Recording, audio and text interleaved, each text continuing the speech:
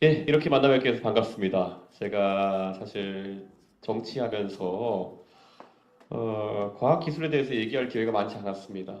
근데 공교롭게도 지금 대한민국의 정치하시는 분들 대부분이 법조나 이런 경력을 바탕으로 정치에 참여하고 계신데 아마 저나 안철수 의원님 정도가 이공계 관련 이력을 가지고 지금 정치에 참여하고 있는 사람일 것이다 이렇게 생각합니다. 그러다 보니까 저희가 지난번에 판교에서도 이렇게 대담을 하기도 했고 했는데 과학기술에 관련된 여러 가지 주제가 테이블 위에 올라왔으면 좋겠다라는 생각을 가지고 있습니다. 최근에 AI나 이런 것들이 관심을 받으면서 뭔가 산발적으로 공약들이 나오고 있기는 하지만 저희가 봤을 때는 좀 피상적인 것들이 많이 노인되고 있는 것 같다. 뭐 돈을 100조 넣겠다, 200조 넣겠다. 이게 대단한 것 같아 보이지만은 그 100조는 어디서 나며 그런 것들이 어떻게 실제 현장에 있는 사람들에게 그 온기가 닿을 수 있는지 아니면 실제로 어떻게 과학기술 발전을 이뤄낼 수 있는지에 대해서는 중간까지 다 생략돼 있거든요. 막연한 그런 수치를 제시하는 것만으로는 대한민국이 과학기술 경쟁에서 앞서 나갈 수 없다라는 생각을 가지고 있습니다. 이제 과학기술이 어느 때보다 중요해지는 게 예전에는 국가의 국력을 측정하는 여러 다른 척도가 있었을 것이고 그 안에 군사력이라든지 아니면 다른 지표가 있었겠지만 이제는 그것들이 거의 다 과학기술에 종속되어가는 모양새입니다. 네. 그래서 현대 전장에서도 보면은 우크라이나 전쟁 같은 곳에서도 더 이상 이제 과학기술을 빼놓고는 전쟁을 논하기 어려운 상황이 됐고요. 드론 같은 것들이 전장에 활용되는 걸 보면은 미래 전장이 이제 굉장히 달라질 것이다라는 생각도 하고 트럼프 대통령 같이 어떤 통상 정책을 통해서 다른 나라를 압박하고 이런 사람에 대해서도 가장 강력한 방어 무기는 우리나라만이 가질 수 있는 어떤 과학기술의 지렛대다 이런 인식이 퍼지고 있는 것 같습니다. 그래서 이 카이스트라는 공간 저도 잠시 다녀봤지만 대한민국의 과학기술을 선도하는 그런 공간으로서 앞으로 대한민국의 다음 세대의 발전을 이끌어 나가고 또 많은 것이 태동할 공간이라는 생각을 가지고 이렇게 찾아왔습니다. 오늘 다양한 주제로 말씀 주시면은 또 열심히 제가 공부해가지고 저희 캠페인 그리고 앞으로 정치에 반영해 나갈 수 있도록 하겠습니다. 감사합니다. 제가 먼저 드릴 질문은 R&D 행정 효율화에 관한 질문입니다. R&D 정책을 개선하기 위해 요즘 많은 논의가 이루어지고 있습니다. 이번 질의에서는 학생들이 체감하는 과학기술 분야 R&D 행정들 문제에 대해 여쭙고 싶습니다. 행정 보고서를 쓰는 절차에서 정량적이고 성과 중심적인 평가를 위해 작성한 보고서, 행정 처리 절차 등이 과다하여 연구 생산성이 이제 저하되는 문제가 있습니다. 후보님께서는 작은 정부 그리고 효율 행정을 강조해온 바가 있습니다. R&D 행정에 있어서도 효율성을 높이기 위해서 불필요한 관료 절차를 줄이고 연구자와 연구 지원 인력을 중심으로 개편하겠다는 구상이 있으신지, 만약에 있으시다면 구체적으로 어떻게 실행하실 건지 궁금합니다. 저도 우리나라 R&D 프로젝트에 있어가지고 우선 성공률 90%가 넘는 R&D 프로젝트들이 지금 많이 돌아가고 있다고 하는 것 자체가 그게 얼마나 무의미한 수치 달성에 목을 메고 있는가라는 것을 보여준다 이렇게 생각합니다. 예전에 케네디 대통령이 그랬던가요? 달에 가고 싶은 것은 그게 쉬워서가 아니라 어렵기 때문에 도전하는 것이다라고 얘기했는데요. 저는 R&D 프로젝트도 그래야 된다 이렇게 생각하는 겁니다. 결국 아까 행정적인 이런 것들을 많이 요구한다라고 했는데 그것도 마찬가지로 편의주의겠죠. 저는 그런 것들이 예전같이 어떤 성과평가가 되는 방식 하에서는 계속될 수밖에 없다 생각하고 제가 대통령이 되면 전면적으로 이 R&D에 대한 성공의 잣대를 좀 바꾸겠다라는 말씀을 드리고 이게 이번에 R&D 예산이 삭감이 되면서 특히 저연차 연구자들에 대한 지원이 많이 삭감된 것이 문제로 대두되고 있습니다. 이게 비단 카이스트뿐만 아니라 서울대에 있는 제 친구들, 교수들 얘기만 들어봐도 이 R&D 예산 삭감이나 이런 효율화에 대해 가지고 오히려 의사 결정권자인 뭐 사실 좀 나이가 있으신 분들의 어쨌든 R&D 예산 같은 경우 삭감이 좀 적게 되고 지금 저연차로 올수록 이런 여파를 직격으로 맞을 수밖에 없는 그런 상황이 발생하고 있는데 이런 것들은 당연히 뭐 예산 원상복구부터 시작해가지고 다시는 이런 일이 생기지 않도록 의사결정 체계 자체를 바꿔야 된다 그런 생각을 하고 있습니다. 특히 이번에 저희가 공약한 것 중에 보면은 지금까지는 우리나라에서 기획재정부라는 곳이 기획이라는 이름이 달려있기 때문에 많은 것에 대해서 전지전능한 위치를 가져왔습니다. 예, 이것이 되느냐 안 되느냐에 대한 판단을 기획재정부가 합니다. 그런데 이번에 저희가 신설하는 3부총리제 하에서는 지금까지는 과학기술부 장관이 사실상 과학기술 컨트롤 타워였는데 전략부총리라는 직제를 신설해가지고 이분이 과기부총리를 겸임하는 것이 아니라 말 그대로 전략에 대한 부분을 담당해서 이쪽에 할당된 예산 같은 경우에는 기재부가 이제 건드리지 못하도록 하는 그런 칸막이를 두려고 하는 거거든요. 그리고 기획 기능은 이제 총리 산하로 두게 해가지고 더 이상 기재부 장관이 모든 대한민국의 컨트롤 타워가 되는 일이 없도록 이렇게 만들어 나가려고 합니다. 그래서 아마 좀 그런 부분 평가 체계 같은 경우에도 그런 전략부총리 산하에서 좀 다르게 가져가지지 않을까. 지금은 기재부나 아니면 다른 컨트롤 타워에서 보기에는 R&D 사업에 대해 가지고 결국 보고용 성공률을 높이는 방향으로 계속 모든 게 짜여 있기 때문에 그런 도식이 나오지 않았나 그런 생각을 합니다. 그래서 평가 체계부터 완전히 바꾸겠다 좀 그런 말씀을 드립니다.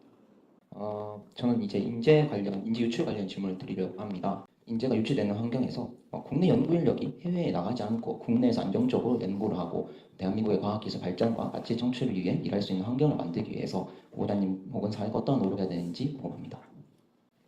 사실 제가 작년에 우리 과방위 위원 일부들과 함께 미국 보스턴에 있는 이 연구자들을 또 만나고 왔습니다. 한국인 연구자들을 만나고 온 건데요. 국내에 귀환하는 데 있어서 가장 큰 문제점이 뭐냐를 물어봤을 때 해외에서 뭐 연구자로 있을 때 봤던 스타이펜드나 이런 것에 비해 가지고 형편없는 그런 지원 체계라든지 이런 것들을 이야기하더라고요. 그리고 연구에 집중할 수 없게 만드는 그런 요소들이 굉장히 심한데 이 부분을 현실화하는 게 굉장히 중요하다라는 생각을 합니다. 최근에 우리 아는 것처럼 한국형 스타이펜드 제도를 도입하면서 오히려 과기원에 해당하는 이 4대 과기원에 해당하는 학생들은 약간의 불이익을 본다는 얘기가 나올 정도로 제도 설계에 좀 미흡한 부분이 있었던 것처럼 저는 그런 것들도 바로잡아야 된다고 생각하고요. 또 사회에 진출했을 때는 규제에 대한 부분도 우리가 볼 수밖에 없습니다. 지금 대한민국의 IT와 관련된 여러 연구 같은 경우에는 결국 실리콘밸리에서 할 수 있는데 한국에서 할 수 없는 것들이 상당히 많고 또 생명공학이나 이런 부분으로 가면은 유전공학 이런 쪽으로 가면은 일본에서 할 수 있는 연구인데 한국에서 할 수 없는 연구 이런 것들은 상당히 있습니다. 그렇기 때문에 이런 부분에 대해서 일반적인 정치인이나 아니면 일반인들이 가진 그런 규제나 연구 윤리에 대한 관점과 실제 연구자들이 맞닥뜨리는 관점이 너무 다르거든요. 예를 들어서 지금 생명과학 쪽 같은 경우에는 연구 윤리에 관해 가지고 규제를 덜어내면은 진짜 무슨 키메라 같은 거 만들고 다닐 줄 알고 있는 사람들이 굉장히 많아요. 그런데 사실 그런 대중과의 괴리를 좀 극복해 나가는 것이 중요하다 이런 생각을 하고요. 사실 최근에 뭐 난임 치료나 이런 것들도 굉장히 말이 많이 나오고 있는데 난임 치료를 하려면 지금 있는 우리의 규제 중에 상당 부분을 드러내야 되는 겁니다. 그랬을 때 우리가 새로운 기술들을 연마할 수 있고 한 건데 지금 우리나라에 있는 여러 개 난임 치료 기관들 같은 경우에는 일본의 고베에 사실상 연구 시설을 가져가야 되는 그런 상황까지 나오고 있거든요. 그래서 저희가 개혁신당에서 제가 이제 제시하는 공약이라고 하는 것은 규제 기준 국가제라는 걸 하려고 합니다. 그래서 저희가 선명하게 지금까지는 규제를 없애기 위해 가지고는 뭐 샌드박스 제도라든지 이런 것들을 어렵게 뚫어냈어야 되는데 IT나 이런 영역에 대해서는 미국이라는 국가를 벤치마크 국가로 잡으면은 실리콘밸리에서 할 수 있는 것은 전부 다 대한민국에서 판교에서 할 수 있어야 된다. 아니면 뭐 아까 고베에서 일본에서 할 수 있는 것들은 전부 다 오송에서 할 수 있어야 된다. 이런 식으로 다른 나라에 없는 규제는 우리도 없게 하겠다라는 아주 간단한 원칙을 세우는 것으로 하고 거기에 대해서 규제 심판원을 둬 가지고 만약에 규제가 존치가 필요 없다고 하면 즉시 철폐하는 형태로 저희가 가져가려고 하거든요. 그런 부분이 좀 변화가 될 것이다 이렇게 되고요. 마지막으로 가장 중요한 것은 임금 격차에 대한 관점을 이제 저희가 어떻게 가져가냐 부분입니다. 제 친구들도 해외에서 이제 40대쯤 되면 이제 중견 연구자가 돼가지고 지금 연봉 수준이 벌써 뭐 60만 불 이렇게 되는 친구들도 있어요. 단순 연구를 하다가 이제 연차가 쌓여가지고 실력 인정받아서. 근데 그 친구들이 한국에 들어왔을 때 비슷한 연봉 수준 또는 그의 70% 80% 수준에서 받을 수 있을 것이냐 하면은 가능성이 없어요. 근데 우리나라에 있어서 그래서 이런 부분에 대해 가지고 너무 고용주 쪽에 유리하게 되어 있어요. 그래서 우리나라에서 어떤 기술을 가진 인력이 자신의 기술을 바탕으로 해가지고 해외 취업이라든지 아니면 경쟁 기업에 취업하려고 할 때 쉽게 산업 스파이 취급받거든요. 사실 근데 내가 내 스스로 체득한 기술이고 어쩌면 내가 만들었던 기술일 수도 있는데 내가 이직이나 이런 것이 자유로워지지 않는다 그러면은 나의 가치가 저평가받을 수밖에 없는 구조를 만들게 되는 것이거든요. 내가 뭐 능동적으로 USB에다가 전체 설계도를 담아가지고 갖다 줬다 이런 게 아니면은 내가 알고 있는 내가 어쩜 만들었을 지식을 가지고 다른 기업에 취직하고 이런 것들은 자유로워야 된다 생각하는 거거든요. 그러니까 저는 이런 걸 통해 가지고 소위 이공계에 들어온 사람들이 의사 이상으로 벌 수 있는 가능성이 있다 정도가 있어야 이공계에서 인재가 유입될 거 아니겠습니까? 저는 그런 부분에 있어서 사용자 중심으로 되어 있는 그런 산업 스파이 규제라든지 이런 것들도 확실하게 풀어내겠다 이런 생각합니다. USP를 들어다 갖다 주는 게 아닌 이상 산업 스파이 취급받지 않도록 하겠다 그런 생각입니다. 저는 과학기술 지원의 연속성에 대해서 질문드리고 싶은데요. 아무래도 정부의 기조가 바뀔 때마다 과학기술 분야 지원에 큰 변동이 있다 보니 많은 학생들이 본인이 공부하는 분야에 대해서 확신을 갖기 어려운 상황인 것 같습니다. 특히 카이스트는 무학과로 진입하여서 1학년 말에 학과를 결정하기 때문에 학과의 전망에 따라서 전공별 지원자 수가 크게 변동하는 상황인데요. 예로 정부의 기조에 따라 5년 전에는 20명 정도 지원하던 학과가 지금은 한 손에 꼽을 정도로 적은 학생이 선택하는 학과가 되기도 합니다. 물론 트렌드에 발빠르게 나아가는 그런 지원도 중요하지만 또 과학기술 지원이 어느 정도의 연속성을 갖기 위해서는 아니면 적어도 지금 공부하는 분야에 대한 지원이 정경 교체와 함께 사라질 수도 있다는 그런 불안을 덜기 위해서는 어떻게 해야 할까요? 그 가장 대표적인 사례가 이제 원자력에 관한 부분이겠죠. 원자력 핵공 같은 경우는 지금 이제 전국 어디서나 이런 문제가 대두되고 있는 상황인데요. 저는 그러니까 정부 정책이 있어가지고 이런 식으로 급격한 유턴이 발생하는 상황, 에너지 정책 같은 경우에는 특히 그런 졸속한 항로 변경 때문에 국가의 기간 산업이 무너지고 있는 상황이다 이런 인식을 가지고 있고 저는 그렇게 하지 않겠습니다. 우선 첫 번째고 두 번째로는 대한민국의 산업 구조가 산업 연계가 취약하다 보니까 국가의 프로젝트에 따라 가지고 10년 먹거리가 결정되는 경우도 허다합니다. 제 친구 중에 이제 카이스트 간 친구 중에 기계항공 쪽으로 했던 친구들은 아직도 기억납니다. 한 20년 전에 제가 야 니네는 뭐 먹고 사냐 앞으로 이렇게 했더니만은 그 당시에 수리온이라는 헬기 프로젝트를 이제 국가에서 국방산업으로 진행한다 그래가지고 수리온 다 될 때까지 10년을 먹고 살 것 같아 이런 얘기를 하더라고요. 그런데 이제 그런 식으로 국가의 기조 하나에 따라 가지고 어떤 과는 10년 동안 먹거리가 생기고 어떤 과는 반대로 아무것도 할 수 없는 상황이 생기는 것은 산업과 연계가 취약하기 때문이다. 좀 그런 생각을 가지고 있습니다. 그리고 오히려 무학과 제도 하에서 전공 인원이 좀 변하는 것은 좀 자유로워야 된다 이런 생각을 하게 됩니다. 오히려 전공의 숫자가 너무 경직되어 있으면은 그 산업의 발달에 적응하기 좀 어려운 측면이 있는데 아무래도 이 카이스트 같은 경우에는 그래도 이공계열 학과들밖에 없다 보니까 뭐 상공과 이런 거는 그러다 보니까 아마 그 취업이나 이런 문제에 있어 다른 학교보다 좀 걱정이 덜 할 텐데요. 다른 학교들은 좀 오히려 경직성 때문에 어려워하는 경우가 있다 이렇게 생각합니다. 저도 제가 학원 다닐 때 저희는 1,600명이 다 무학과였거든요. 그래서 2학년 때 정하는데 거기는 문이과를 넘어서는 무학과입니다. 그러다 보니까 제가 기억나는 게 제가 컴퓨터 사이언스 전공할 때는 한 학년은 40명에서 60명 정도 전공했었는데 1,600명 중에 지금 200명이 넘는다고 합니다. 근데 그 트렌드 자체가 오히려 거기 맞춰갈 수 있도록 그렇게 유연성을 갖는 게 더 좋지 않을까라는 생각을 하게 되고요. 하지만 아까 말했던 것처럼 원자력, 그 핵공과 같은 경우에는 그거는 필요한 건데 정치적인 목적을 없앴던 것이기 때문에 시장 수요에 따른 변화가 아니기 때문에 그런 것들은 좀 다시는 그런 일이 발생하지 않도록 해야 된다 이런 생각을 좀 가지고 있습니다. 그리고 좀 있으면 이제 학과 간의 경계가 좀 무너질 것 같은 게 그 AI가 발달하게 되면서 예전에는 컴퓨터 사이언스나 이런 것들이 별도의 학과로 존재하는 게 약간 의미가 있었는데 지금은 생명공학 연구를 하려고 해도 AI나 아니면 코딩 능력이 뒷받침이 안 되면 전혀 할 수 없는 것처럼 최근에 노벨상의 뭐 화학상이나 생리학상 이런 데서 나오는 상들이 대부분 AI를 기반한 연구를 통해 가지고 뭐 신물질이나 새로운 연구를 해서 결과가 나오는 걸 보면은 학과 간의 융합이라든지 이런 것들은 피할 수 없는 대세가 될 것이다. 또는 어쩌면 코딩이나 AI 활용 능력 아니면 그런 컴퓨터 사이언스에 대한 능력 같은 경우에는 기본 능력으로 깔리지 않을까. 어느 순간 교양이 되지 않을까 하는 우려를 이제 40이 다 된 컴퓨터과학 전공자로서 좀 느끼고 있습니다. 그래서 그거는 오히려 카이스트가 지금 오랫동안 자리 잡은 무학과 체제로 인해 가지고 잘 대응하고 있다 그런 생각하고 있습니다. 그런데 선택 이후에 그런 어떤 대형 사고가 터지는 그런 원자력 사태 같은 것은 발생하면 안 되겠죠. 예. 저를 비롯하여 많은 카이스트 학부생은 영재학교나 과학고를 졸업하여 다양한 지원과 혜택을 누리며 과학도로 성장할 수 있었습니다. 이처럼 과학영재교육은 우리나라 과학 발전을 위한 중요한 정책 중 하나입니다. 그러나 지난 R&D 예산 삭감으로 인해 현장 연구직 분들만큼은 아니지만은 영재 교육에도 타격이 있는 것으로 알고 있고 영재학교 과학고 학생의 의대 진학 문제 등 우리나라 과학 영재 교육에는 여러 문제점이 있는 것으로 알고 있습니다.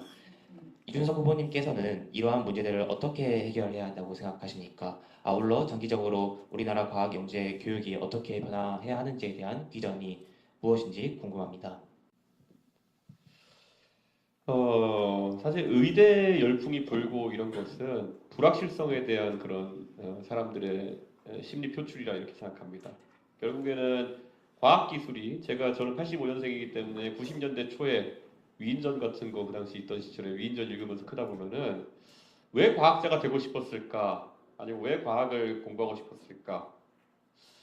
과학고로 돌아가 보자면은 저희 어머니가 저를 과학고에 가라고 꼬신 이유는 과학고 가면은 기숙사학교니까 학원 안 다녀도 된다. 이렇게 꼬셔가지고 제가 거의 꼬심을 당했던 것 같고요. 근데 어쨌든 가고 나니까 내가 왜 과학을 하고 싶었는가에 대해서는 사람마다 다르시겠지만 저는 떼돈을 벌고 싶었어요. 결국엔 과학도가 돼가지고 또 나중에 사업이나 이런 영역까지 섭렵하게 되면은 의사는 어차피 자기가 진로 보는 만큼 버는 것이지만은 그 당시에는 이제 빌 게이츠 이런 사람들이 많이 이제 유명했으니까요. 그런 사람들을 보면서 나도 언젠가는 떼돈을 벌고 싶다라는 욕망이 있었던 거겠죠. 저는 지금도 과학기술 분야를 포함해서 인재 육성에 있어가지고 그 욕망을 배제하고 제도를 설계하면 안 된다 그런 생각을 하는 겁니다. 그래서 저는 과학기술 분야 인재들이 많이 태동할 수 있으려고 한다면은 과학기술계 선택했을 때 리스크를 감안해가지고도 기대소득이 의대보다 높다라는 상황이 돼야지만 그런 선택을 하는 사람들이 늘어날 것이다 이런 생각을 합니다. 그래서 어떤 위정자들은 그것을 과학기술인에 대한 어떤 그 기대소득을 높이는 방식으로 해결하지 않고 의대생을 2배로 늘려가지고 박리담회로 낙수의사론으로 그걸 해결하겠다는 그런 입장을 가진 멍청한 사람들이 있었는데 그건 현실에서 실현되기 어려운 얘기입니다. 낙수의사론을 해가지고 그렇게 하느니 차라리 그런 기대소득을 좀 낮추지 않을 그런 어떤 의사들이 많기 때문에 그게 실현되지 않을 것이 명확하고요. 저는 그래서 아까 말했던 것처럼 과학기술인의 기대소득이라는 거 아니면 기회라는 것을 늘리는 방향으로 좀 정책을 진행해야 된다 이런 생각하고요. 저는 과학고를 졸업한 사람들이 뭐 그렇게 대단한 국가의 지원을 받았다고 솔직히 과학고 다녀본 사람 알겠지만은 따로 모아놓고 기숙사에 가둬놓고 키우는 거지 아주 대단한 특별한 교육을 하는 것도 아니에요. 그냥 공부 잘하는 애들을 모아놓고 거기서 경쟁하게 하는 것이지 뭐 좋은 실험기구 말이 좋아서 그렇지 사회 진출해보면 얼마 안 하는 것들이에요. 그거 전부 다. 그런데 거기서 너무 그 정도의 혜택을 쥐어준 다음에 나중에 너희는 국가를 위해 헌신해야 돼. 이런 식으로 얘기하는 것 자체가 전체주의적인 발상이다. 저는 그런 생각하고 다만 과학고를 통해서 형성된 좋은 네트워크 효과 이런 것들은 잘 활용할 것들을 개인이 좀 해야 된다. 이런 생각을 합니다. 저는 그래서 창업이라든지 이런 곳으로 최대한 많은 기회를 부여하는 방식으로 저희 투자를 해야 되고요. 떼돈을 벌었을 때는 거기에서 박수 치는 것이 굉장히 중요하다. 저는 그런 생각을 합니다. 그래서 연구도 그렇고 사업도 그렇고 그쪽으로 갔을 때 그런 충분한 기대소득이 있다는 것을 계속 보여줘야 되는 것인데 대한민국은 좀 거기에 인색한 측면이 있다라는 생각이 듭니다. 자꾸 무슨 대단한 연구자가 돼야 되는 방향으로 가스라이팅을 하는데 저는 과학고 나와서 떼돈 번 사람이 있으면 좋을 것 같고요. 떼돈 벌어가지고 그걸 나중에 가진 게 돈밖에 없어가지고 기분 내려고 카이스트에 건물 하나 기증하고 이런 게 이공계 보편적인 모델이었으면 좋겠다. 사실 일론 머스크가 사실 성격적으로는 얼마나 결함이 많고 이 사람이 이상한 행동을 하는지는 사람들이 잘 알지만 저게 보통 이공계인들이 생각하는 멋있는 삶 아닌가요? 내가 내 하고 싶은 연구하고 어릴 때 20대 때 떼돈 벌어가지고 30대 때 돼가지고 나중에 더 큰 그리고 우리 어릴 때 보면 전부 다 공룡 아니면 우주 아니었습니까? 근데 우주에 뭔가 날려보내는 꿈을 실현하고 나중에는 대통령까지 주무르는 그런 사람이 된다는 거 사실 저는 이공계인들이 그런 어떤 꿈을 더 크게 가져갔으면 좋겠다. 그런 의미에서 지금 새내기들도 많은 고민이 있을 텐데요. 다양한 걸 좀 섭렵했으면 좋겠다. 그런 생각입니다. 제가 약간 그런 지점이 있잖아요. 제가 과학고 들어가기 전까지만 전 되게 제가 과학을 잘해가지고 평생 먹고 있을 줄 알았는데 들어가는 순간 아 진짜 과학으로 먹고 사는 사람 따로 있고 나는 그냥 과학을 좀 잘하는 사람이었구나. 이렇게 있을 때 그럴 땐 잽싸게 전환해야 됩니다. 예. 거기서 안 되는 거 붙들고 이렇게 있으면은 그건 고민인데 저도 과학의 길로 계속 갔으면은 뭐 평균 이상을 했을 것 같지만은 흔히 제 친구들이 지금 하는 것 같은 천재적인 과학자가 되지 못했을 것 같거든요.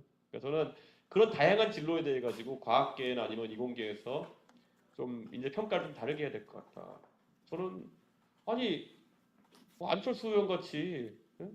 그 의대 가가지고 백신 만들어가지고 나라를 위해서 충분히 좋은 일 했잖아요. 예, 그리고 정치에 들어와서도 긍정적인 영향을 끼치고 저는 그런 삶도 오히려 이공계 사람들 좀 꿈꿨으면 좋겠다 그런 생각을 합니다. 전 데이터 정책 관련해서 좀 질문을 드리고 싶은데요. 후보자님께서 AI 강국을 만들기 위해서 공공, 행정, 의료 데이터 이런 활용 규제의 완화가 필요하다고 말씀해 주셨던 걸로 기억합니다. 이번 유심 정보 해킹 사태 등 데이터 보호 체계의 미비함이 조금 드러났다고 생각하는데요. 이럴 때 기술 혁신과 개인정보 보호를 동시에 추진하는 방안이 뭐라고 생각하시는지가 궁금합니다. 제가 과방위에서 지난번에 질의를 했는데 SK텔레콤에서 결국에는 통신의 기본이 뭐겠습니까? 유심 모듈에 있는 가입자 인증번호를 단말기랑 일치시켜가지고 결국에는 이 사람이 맞다라는 걸 인증하고 그걸 이제 주고받는 데이터를 주고받는 키로 사용하는 것이 그 핵심일 텐데 데이터베이스에 그걸 평문으로 저장했다라는 질문하니까 맞다는 식으로 답하더라고요. 그런데 이거는 지금 대한민국의 뭐 하다못해 주민번호를 이용해서 아니면 휴대폰 인증을 통해 가지고 가입하는 모든 서비스들 같은 경우에는 그럼 평문으로 저장을 하지 않습니다. 그냥 이게 수업을 들으면 기본적으로 가장 먼저 가르치는 게 이런 데이터에 대한 필드별 암호화를 해야 된다. 그리고 굳이 이제 인증을 하는 경우에는 단방향 암호화를 통해 가지고 상호 대조를 하는 것이 가장 안전하다. 이거 그냥 기본적으로 배우는 거고 정보 처리 기사도 좀 있으면 나올 것 같은데 너무 쉬워가지고. 그런데 저는 이제 이런 부분에 대해 가지고 뭐 당연히 연구할 때도 여러 가지 기반 데이터가 필요할 테고 아까 의료 데이터 같은 경우에는 특히 아주 민감한 개인 정보일 수 있기 때문에 익명화를 어떻게 하느냐도 굉장히 중요하다고 보는데 저는 그에 대한 것은 충분히 기술적으로 이미 다 연구가 되었다. 결국 뭐 어떤 AI의 데이터 학습시킬 때 어떻게 익명화를 하느냐에 대한 거는 충분히 연구가 돼 있고 그런 것을 강제하는 규정 정도가 이제 정치권에서 만들어 나가야 된다 이런 생각을 하고 있고요. 저는 그 익명화에 대한 그런 룰보다 더 중요한 것이 데이터의 공정 이용에 대한 부분이다 이렇게 생각합니다. 제가 최근에 LG 마곡동에 있는 LG AI 연구원을 방문했더니 거기서는 국내 여러 병원에서 조직 세포 관련해서 임상 데이터를 받아가지고 뭔가 진단하는 연구를 이제 하고 있었는데요. 제가 그거에 대해서 한번 물어봤어요. 지금은 데이터를 습득하려 그러면은 어떻게 합니까? 개별 병원과 이제 계약을 맺어가지고 진행한다 이렇게 돼 있는데요. 제가 물어봤어요. 이거를 만약에 어떤 마켓플레이스 같은 데서 한 샘플 하나당 한 5만 원 정도에 거래하시면은 하겠습니까? 당연히 하죠 그러더라고요. 예.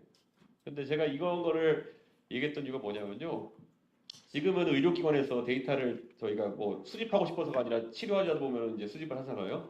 근데 그러면 환자 동의를 받습니다. 이게 연구 목적으로 뭐 제3자에게 제공될 수 있다는 동의만 받고 끝나는데 여기서 조금 더 능동적으로 가다면은 데이터에 대한 능동적인 수요가 있을 겁니다. 아까 LG AI 연구원 같은 경우에는 어떻게든 데이터를 습득하는 욕구가 있고 환자 입장에서는 공유하지 않고 무슨 방법이 있겠습니까? 내 병을 고치는데 이 공유해야 된다는데 그래서 상당히 수동적으로 임할 수밖에 없는 상황인데 이걸 잘 매칭하면은 어떤 공정 이용의 개념도 생길 수 있는 것이 환자가 여기에 동의하면은 예를 들어 건당 5만 원 정도 예를 들어 병원비를 할인해 준 형태의 제도라든지 이런 것들을 아예 공정 이용의 제도를 설계할 수도 있는 거거든요. 그러면 의료 비용이 좀 부족한 분들이나 이런 분들 같은 경우에 능동적으로 여기에 참여해가지고 연구에 보탬이 될 수 있게 하고 이런 게 좀 가능하다 생각하는 거거든요. 저는 이런 것들 체계를 어떻게 만들어 나가느냐가 대한민국이 AI에 있어서 학습 데이터를 충분히 확보할 수 있느냐를 가른다. 저는 그렇게 생각합니다. 저는 아마 자신의 의료 데이터를 샘플로 제공하고 10,000원씩 받기 서비스가 만약에 사회적으로 합의가 되면은 대한민국이 아마 의료 연구에 있어서는 세계 최강 대국이 될 것 같거든요.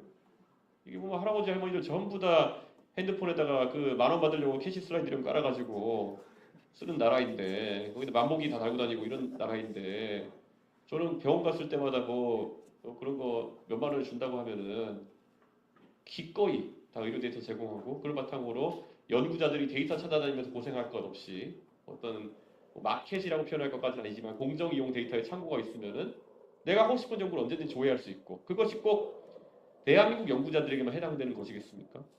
그런 어떤 공공 데이터 저장소 같은 경우에는 나중에 연구 성과를 한국과 공유할 수 있는 그런 연구 집단이라고 한다면 해외 연구자들도 우리의 데이터를 쓸 수 있고 그런 공정 이용 계약에 따라 가지고 저는 그런 한번 사회의 틀을 만들었으면은 좋겠다 그런 생각합니다.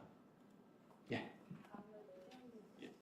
이미 발행된 탄소중립 기본법을 좀 더 실효성 있게 만들기 위해 지자체 및 민간 그리고 참여를 어떻게 제도적으로 촉진하실 계획인지 여쭙고 싶고요. 그 다음에 이 한전 중심 체계에서 지역 기반의 공공 또는 민간 에너지 주체들의 참여를 어떻게 확대시키실지 혹시 이런 계획이 있으신지 궁금합니다.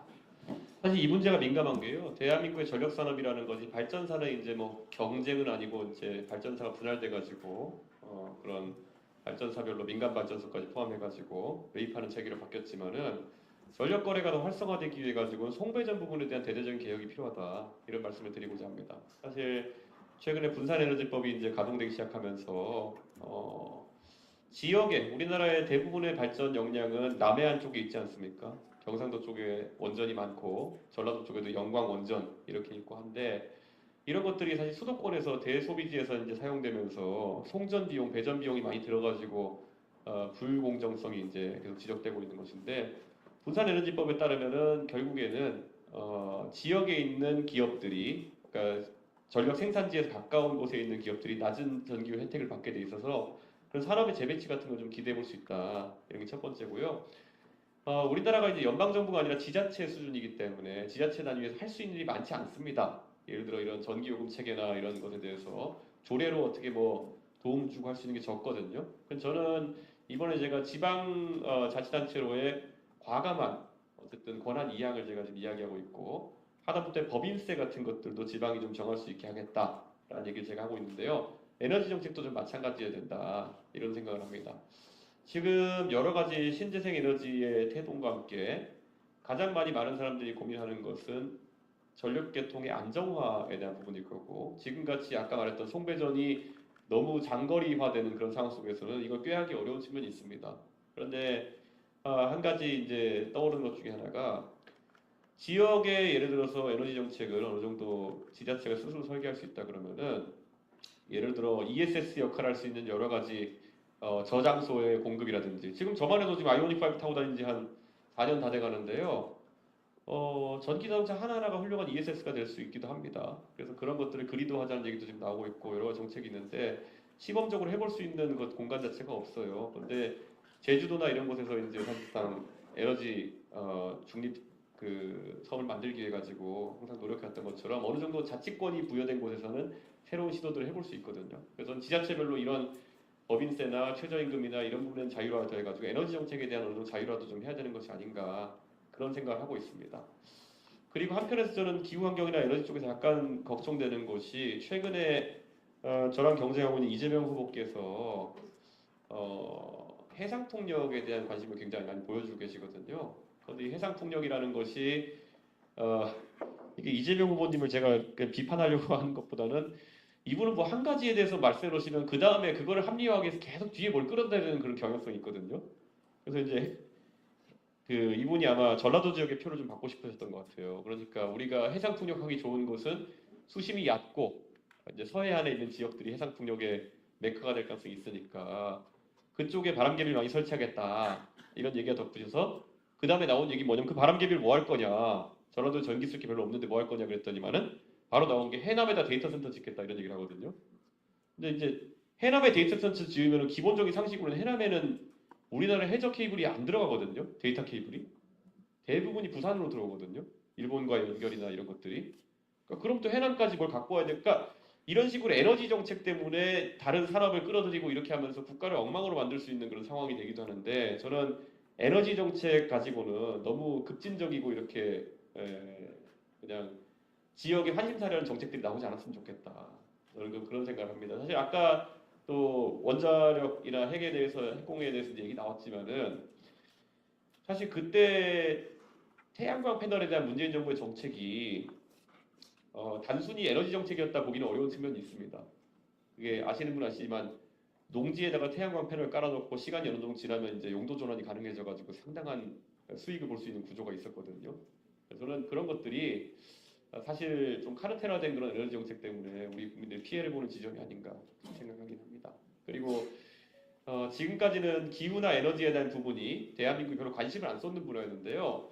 우리가 제조업에서 이제 중국이랑 경쟁하려면은 이 부분은 신경 쓸 수밖에 없습니다. 이제 예를 들어 EU나 이런 나라에 수출할 때 있어가지고 이런 오히려 하나의 우리만이 가질 수 있는 무역 장벽으로서 이런 기후나 에너지 정책, 그런 탄소 정책들을 활용할 수 있는 게 중요한데요. 그 부분에 대해서 지금까지 보수 정권들은 좀 무관심했던 측면이 있는데 개혁신당은 좀 다른 관점을 가지고 있다라는 말씀드리겠습니다. 작년에 이제 나온 보고서에 따르면 이제 뭐 상위권 대학에 진출하는데 여전히 부모의 소득이 압도적인 영향을 미치고 있다라는 등 이제 여러 사회적 불평등이 존재를 하는데요. 이런 불평등을 넘어서 정말로 공정한 능력의 경쟁이 가능하도록 하는 방안에 대해서 구상하신 게 있으신지 여쭙고자 합니다. 저는 대학 교육의 상향 평준화가 필요하다고 보는 게요. 지금 우리나라의 학력은 충분히 인플레되어 있다고 저는 생각합니다. 이거는 뭐 논란이 있을 수 있는 발언일 수 있지만은 예를 들어서 굳이 우리가 사회적으로 통용되는 인서울대학이라는 개념을 따져보면요. 학령 인구는 이제 절반 또는 3분의 1로 줄어들었는데 인서울대학의 정원은 크게 변하지 않았어요. 그렇기 때문에 인서울대학에 들어가는 것이 한 두세 배는 예전보다 여유 있어졌다 이런 말이 나오는 것이죠. 그만큼 지방은 공동화가 되어 갈 테고요. 그러다 보니까 기업에서 이런 얘기를 하더라고요. 예전 한 10년 전, 20년과 비교해가지고 서울에 있는 같은 대학을 나왔다고 해가지고 지금 바로 현장에 투입할 수 있는 비슷한 수준의 인력이라는 확신이 없다라는 얘기를 판교에 있는 이제 사장이 된 제 친구가 얘기하더라고요. 이게 어떻게 보면 굉장히 냉정한 얘기일 수 있지만요. 저는 꼭 그렇게 이렇게 진화할 필요는 없었다는 생각을 해요. 저는 대학 교육을 예를 놓고 보자면 저는 제가 컴퓨터 사이언스를 전공해서 그런지 모르겠지만요. 제가 느꼈던 가장 큰 충격은 뭐냐면은 제가 미국에서 컴퓨터 사이언스를 배웠을 때는 그래도 운영체제 수업을 듣는다. OS 수업을 듣는다면은 운영체제를 만드는 법을 배웠던 것 같아요. 그래가지고 그때 보면 뭐 한국에서는 나초스 이런 거 쓰는지 모르겠지만은 운영체제를 만드는 법을 배우고 그게 당연한 걸로 여겨졌는데 미국에 있는 웬만한 대학들은 그런 걸 당연하게 여겼는데 제가 한국에 와가지고 한국에서 이제 대학을 다녔던 그 개발자들과 얘기를 보니까 솔직히 어떤 대학 레벨 이하로는 운영체제를 만드는 법을 가르치지 않는다 그러더라고요. 근데 이건 전반적으로 제가 봤을 때 교육에 대한 기대 수준을 너무 낮게 적용하는 것이 아닌가라는 생각을 하게 되고 적어도 제가 학벌을 따지자는 것이 아니라 예를 들어 어떤 학교에 어떤 학과를 나왔다 정도면은 다 같이 상향 평준화 돼가지고 어느 정도 능력을 가지고 있다가 돼야 우리 학별 사회가 타파되는 거거든요. 지금은 선명하게 너무 갈립니다. 예전에 제가 이제 저는 병특으로 병역을 마쳤는데요. 예전에 병특 TO가 이제 빡빡하게 이제 돌아가는 시절에는 소위 이런 것도 있었어요. 예전에 3N이라고 있었잖아요. 요즘은 약간 덜해졌지만 NHN, 넥슨, NC소프트 3N이라는 곳이 있으면은 3N의 자회사에 서울대 컴공과랑 그 다음에 카이스트 전산학과를 나온 사람이 병특이 어디 갔냐에 따라 가지고 그 기업의 한 해 농사가 결정된다. 이런 얘기를 했던 적이 있었어요. 그래가지고 뭐 저도 같이 병특했던 친구가 이제 뭐 스팍스 나오고 이렇게 하면 맨날 리쿠팅 가고 이렇게 했던 기억이 나는데 근데 제가 이 말씀을 왜 드리냐면요. 기업에서 이미 거기에 되게 냉정해진 거예요. 그러니까 여기서 딱 어느 학교 정도까지만 우리가 산업에 바로 적용할 수 있는 인력이고 그 다음부터는 재교육 대상이다 이렇게 끄어버리는 거예요. 이게 어떤 분 들으면 기분 나쁠 수 있겠지만은 냉정한 현실이에요. 그래서 저는 대한민국이 앞으로 이런 중국과의 과학기술 경쟁을 뚫어내려면은 솔직히 더 빡세게 공부하는 거 거의 답이 없다라는 생각을 좀 하게 됩니다. 근데 지금 교육 현장에 가보면요. 중고등학교 다녀보셔서 알겠지만은 어느 정도 선 이하로는 수포자들도 굉장히 많고 이렇게 하거든요. 저는 근데 이 상황에 대해 가지고 여기 있는 분들 다 공부 잘하셨기 때문에 그 수포자나 이런 것의 영역에 들어가 본 적이 없으시겠지만은 실제 수포자 이런 단계에 들어가게 되면요. 내 진로에서 이공계가 날아가 버리는 겁니다. 그냥. 예. 그 저는 중학교 때 보면은 중학교 수학은 머리가 안 돼서 못 푼다기보다는 그냥 어느 정도 노력하면 풀 수 있는 것들인데 거기서 이미 흥미를 잃고 수포자가 되어버려가지고 이공계 진로에서 이탈해버린 인력이 대한민국 전체 인구의 한 10%, 20% 될 겁니다. 중학교, 고등학교 때 그런 걸 겪는 사람들이. 저는 이런 것들을 끌어올리기 위해 가지고 아까 말했던 중고등학교의 수학, 과학에 대해 가지고 굉장한 투자를 해야 된다 이렇게 말을 하고 있는 거고요. 그래서 극단적으로는 지금 우리가 학령 인구가 줄어가지고 한 반에 한 15명, 20명 정도 되는 반들도 있는데 수학 과목 같은 경우에는요. 거의 한 선생님 하나에 5명 정도 학생 정도로 낮출 때까지 교육에 투자를 해야 된다. 이런 생각을 좀 하고 있습니다. 왜냐하면 그게 뒤처지면은 사실 나중에 따라잡는 게 거의 불가능한 상황이 이제 생기는 경우가 있기 때문에 저는 적어도 중학교 때 잠깐 놀았다는 것 때문에 진로의 상당한 부분을 지워버려야 되는 그런 상황이 나오지 않게 하겠다. 그게 제 생각입니다. 그리고 아까 그냥 그 과학고 별로 혜택 받은 거 없다는 반농담조죠. 왜냐하면 사실 거기에서 기숙사에서 맛있는 밥 먹고 다니는 것만 해도 혜택이긴 한데, 예, 제가 말한 것처럼 과학고 사실 저는 어느 정도 우려되긴 하는 게 과학고가 이제 제가 있을 때보다 더 많은 과학고가 신설되고 영재고 더 많이 신설되고 그런데 학령 인구 줄고 하면서 과학고도 마찬가지로 또 인플레가 이제 나타나고 있기 때문에 대한민국의 과학고가 또 다른 카르텔이지 않을까 제가 걱정하고 있는 측면도 있어요. 솔직히 말하면 옛날에는 요즘 카이스트에서 일반 고등학교 출신도 많이 들어와서 좀 희석된 걸로 알고 있는데 제가 다닐 때만 하더라도 한 600명 중에 500명이 과학고 출신이고 50명 정도가 이제 그 일반고 출신이고 후기가 50% 정도 이랬던 시절이 있었던 걸로 알고 있거든요. 그래서 저는 좀 더 많이 믹스됐으면 좋겠다라는 그런 생각은 좀 항상 하고 있습니다. 마지막으로 후보님께서 오늘 이제 나누었던 이제 이야기에 대해서 마무리 말씀 부탁드리겠습니다. 제가 답변을 짧게 해서 플로어의 질문도 받아야 되는데 너무 주저리 떠들다가 제가 좀 늦은 것 같은데 손 들었으니까 질문 하나. 저는 카이스트 student은 아니고요. 대전에서 태어나서 이제 이공계 재학 중인 학생입니다. 대한민국 과학기술계 목소리를 들으시러 결국까지는 언행으로 반영하는 마음으로 후보자님께 질문을 드리고 싶은데요. 저는 영재교육, 과학기술, 국명, 의사고 최종본 연구자 이제 이런 이야기를 넘어서서 사회적 소수자에 대한 이야기를 전해보고 싶습니다. 평화국, 이태원 참사, 아리셀 참사 등의 밀린 재난에 대한 국가적 차원의 치유, 앞으로 이런 재난이 발생하지 않도록 어떤 안전망을 설정지에 대한 두 번째는 있고요. 두 번째는 이주난민, 아동, 성소수자, 장애, 여성, 인권 등 사회적 소수자의 영역에 대한 후보자님이 속한 당에서 어떤 공약을 내세우실지 궁금합니다. 마지막으로 특히 여성 인권과 성소수자 인권에 대한 이야기를 빠뜨릴 수가 없는데요. 간단하기도 하면서 또 이렇게 대표님을 보니까 약간 많은 얼굴들이 스쳐지나가요. 끝까지 명예로운 분들을 알고 싶었던 트랜스젠더 여성을 강의하는 또 성소수자 축복 기도를 하시고 발생하셨던 유골한 목사님, 이 교회 대표를 맡고 계시는 유골한 목사님 여러 생각이 나는데요. 현실에서는 이런 성적 취향, 성별 정체성으로 많은 특성을 갖고 있는 사회적 소수자들이 책임, 임신, 임금, 정치 대표성 등 부당한 통계적으로 차별받고 있다는 게 드러나고 있습니다. 사회적 소수자성이나 부부적 성차별 문제 가는 어떤 그런 문제는 어떻게 생각하시는지 궁금합니다. 저는 아마 이준석을 보면 왜 그런 사람들이 떠올랐는지 잘 모르겠습니다. 그거야말로 고정관념이 아닐까라는 생각인데요. 혹시 이준석이 성소수자나 아니면 트랜스젠더에 대해 가지고 어떤 발언한 게 기억나신 게 있으신가요? 아니요, 사실 잘 모릅니다. 그러니까요. 하지만 그냥 친한 사람으로서 예. 그러니까 절 보면 왜 그게 떠오르시죠? 뭔가 인터넷에 보셨나요 혹시? 싸우고 싶은 마음. 그러니까요. 저는 그런 마음을 억제하는 게 굉장히 중요하다 생각하는 게요.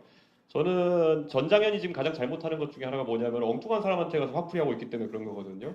근데 저는 이준석을 보고 그런 말이 떠올랐다는 것 자체가 이해가 안 가는 게 예를 들어 트랜스젠더나 그런 분들에 대한 좀 안 좋은 일 같은 경우에는 오히려 제 생각에 숙명여대를 찾아가 보시는 게 좋을 것 같아요.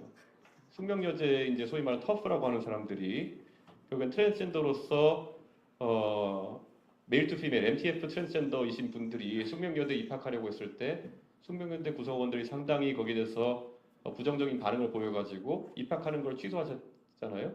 근데 그랬을 때 저는 거기에서 오히려 MTF 트랜스젠더는 숙명여대 들어갈 수 있어야 된다고 주장했던 게 저거든요. 그렇기 때문에 저를 보면서 그런 생각하시기보다는 숙명여대를 바라보시면서 저기를 왜 소수자 인권을 입으로 얘기하면서 왜 거꾸로는 항상 저렇게 자기들보다 소수자인 사람들에게는 가혹하게 대할까라는 것을 사회적으로 제기해 주시면 문제를 푸는데 해결되지 않을까라는 생각이 들고요. 세월호나 아니면 이런 사회적 재난에 대해서 예측할 수 있었다 그러면 그거는 좀 말이 안 되는 영역일 겁니다. 근데 발생한 상황 속에서는 그것이 반복되지 않게 하는 것이 중요하고 그 문제에 있어가지고는 지금과 같이 계속 뭐 진실을 인양해라라는 구호에만 매몰돼가지고 지금 사실 문재인 정부가 5년을 그대로 지났고 그 다음에도 한 3년 정도 윤석열 정부의 기간이 있었는데 결국 민주당 같은 경우에는 진실을 인양하자라는 말에 대해 가지고 이쯤이면 이제 사실 진실이 다 밝혀진 것이 아닌가요? 라는 용기 있는 말 한마디 하지 못해가지고 사회적 슬픔이 계속 지속되고 있는 거거든요. 저는 어떤 그런 부분에 있어가지고 냉정해질 필요는 좀 있다라는 생각이 들고요. 저는 항상 세월호 사고가 있었던 그날도 잊지 못하고 항상 그런 안전에 대한 부분은 제가 마음에 새기면서 정치할 수 있도록 그렇게 하겠습니다. 의대지원 정책에 대해서 여쭤보고 싶었는데요. 예. 사실 저는 예탈 설문을 돌려봤는데 예. 학생들 대부분이 의대 때문에 한동하고 오히려 의대를 지원했을 경우에 의대생들이 떨어져서 오히려 이공계 인력들이 상위권 인력들이 이공계를 많이 올 수 있을 거라고 생각하거든요. 근데 뭔가 수석께서 최근에 노벨상을 차리려면 5억 원 포장을 주고 이런 식으로 이공계 협상 정책도 많이 내고 있는데 네. 그 부분에서 좀 뭔가 이공계 분들이 사실 생각보다 안 들어가고 있는 것 같아서 그 부분에 대한 의견. 저는 의대 증원하면은 의대 사람들이 나 그러면 기대속으로 낮출 거야 이렇게 생각할 건 아닌 것 같습니다. 예를 들어 변호사 인력을 확 증가시켰을 때 잘 버는 변호사는 그대로 벌고요. 그 다음에 냉정하게 지방 로스쿨 가가지고 변시 떨어져가지고 애매하게 취업하시는 분이 늘어나는 상황은 지금 발생하고 있거든요. 저는 그러니까 대한민국의 법률 시장이나 의료 시장이 크게 변하지 않을 것이다라는 관점을 가지고 있고요. 아예 그렇게 의대생들의 기대속을 떨어뜨리는 방식으로 가려고 그러면요. 쿠바식 의료 같은 걸 해야죠. 근데 그걸 했을 때 과연 국민들의 복리후생이 좋아질지는 저는 약간 의문이기 때문에 그것도 막상 겪어보면 다를 것이다 이런 생각하고요. 문제는 구체적인 것을 이제 가설을 세워놓고 풀어야 되는 게 우리 과학자들의 숙명 아니겠습니까?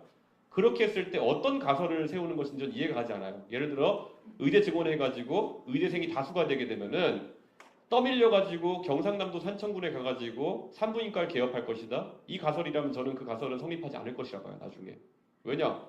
실제로 신생아가 없어가지고 거기에 지금 그 산부인과 이런 게 들어서지 않는 것이지 낙수 의사로 떠밀면은 서울에서 피부과 할 사람이 갑자기 산청 가가지고 그 산부인과 한다? 그렇게 보기 어렵거든요. 그래서 저는 이런 의대 증원이나 이런 문제 다룰 때 어떤 사회의 문제를 풀고 어떤 가설을 검증하려고 하는 것이냐가 명확해야 되는데 지금 막연한 낙수 의사론 정도밖에 없는 상황이기 때문에 제가 좀 공감하기 어렵습니다. 설문지에 하나 말씀드리고 싶은데 사실 과학계 가설을 공정할 때는 실험을 실행하잖아요. 네.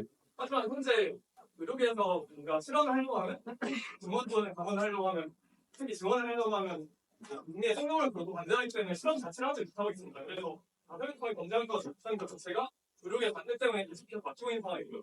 그래서 가설 검증이라는 것이 실험도 되지 않고 있다는 걸 알겠습니다. 저는 뭐 가설의 검증이라는 게 만약 그런 뭐 모르모트 같이 조금씩 늘려보자는 것이라면은 저는 충분히 300~400명 규모 정도의 증원을 들고 나왔으면은 의료계도 어느 정도 반발 수익이 낮았을 것이다 이렇게 생각합니다. 근데 어떤 정신 나간 사람이 2배로 늘려버리겠다 이러면은 그거는 공인중개사를 2배로 늘린다 그러면 난리 나요. 그 의대가 아니라 공인중개사한테 가가지고 시험 합격 인원을 2배로 늘리겠습니다 그러면은 당장 폭동 날걸요.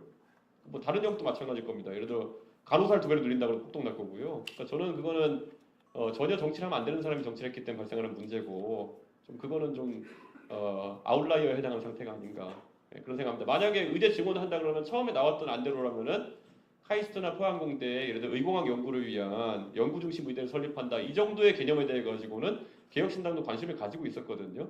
그런데 갑자기 어떤 정신 나간 사람이 2,000명 이래 버리니까 저는 아직까지도 의문입니다. 그분이 지금 3,000명인 거 알고 2,000명 증원을 발표했는지 이것도 의문이거든요. 근데 그런 좀 아웃라이어의 사례를 놓고 우리가 얘기하다 보니까 그런 어떤 반발이라는 것이 실제 그런 극한의 반발인지 아니면 너무 수치가 커가지고 나오는 반발인지 검증하기 어려운 상태인 것 같습니다. 지금. 예. 이어서 그 마무리 발언 짧게 예. 감사드리겠습니다. 오늘 정말 감사하고요. 예, 저의 유튜브나 아니면 또 페이스북, 또 인스타그램 이런 공간은 항상 열려 있으니까요. 또 추가적인 질문이나 이런 게 있으시다면은 제가 답변 드릴 수 있도록 하겠습니다. 정말 감사합니다. 열심히 하겠습니다.